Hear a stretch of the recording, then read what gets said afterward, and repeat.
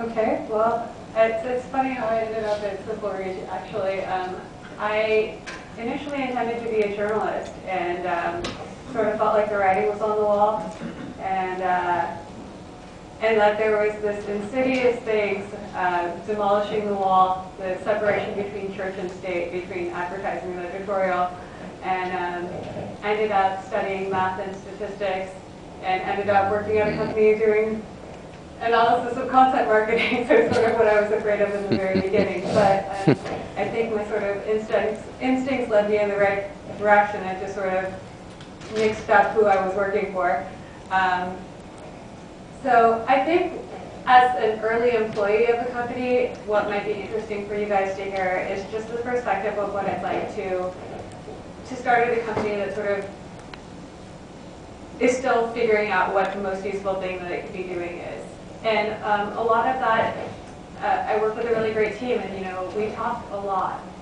And you look at the numbers, you try to see if they match your intuition, you try to see if it's working towards any, you try to understand the space really well. We just have tried to really become experts and see what the market was telling us about, what type of company it needed. So it's been a really great process in that sense.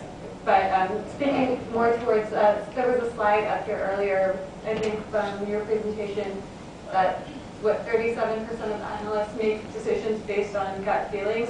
There have been a lot of times where the results of our analysis have not corresponded to our intuitions, and it's really hard to trust the data sometimes when it just goes against what you want to believe. But I think that's just a testament to our approach and what we've been doing.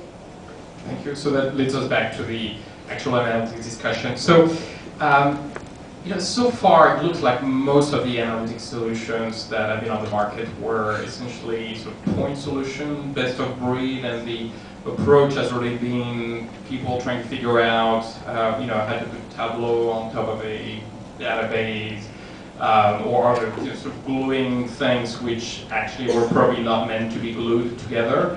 And now there seems to be an evolution where an increasing number of companies offer end-to-end, sort of one-stop shop type solutions, including a clear story, and I guess some to a large extent as well. Help us understand what the trade-offs are. Is there really an opportunity for one-size-fits-all? What do you lose by doing that? What are the benefits of having just adapt and putting something else, one of your partners on top? Help us understand how people need to make decisions. Sure, so our system is a lot simpler than yours. We're narrower and simpler, non-complicating in-office data sets. So I think the limitation for us, the benefit for us is you get data back out in minutes, so you get an answer of all your social data, all your revenue data. But we're also really shallow. So you can't actually drill into finding one customer issue, you can't incorporate your own spreadsheets, you can't bring in your own data set to get a deeper sense of what's going on. So I think for us, we definitely give people an instant sense of what's happening, and they can find those patterns really easy. And then they need to go to the smarter folks in a way that have the ability to drill in and sort of say, okay, I see there's a pattern forming here. I'm going to tie into a content system that shows you what's really happening.